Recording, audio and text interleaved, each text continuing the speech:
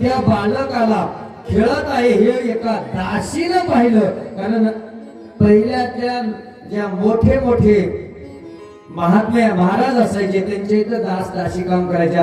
एक दासी आली, दासीनं पाहिलं, पाहिल्याबरोबर तिने यशोदा मातेला हलवून जाग केलं. यशोदे यशोदे बघ तुला मुलगा झाला, मुलगा झाला, मुलगा झाला म्हणल्याबरोबर खडबडून जागी झाली यशोदा.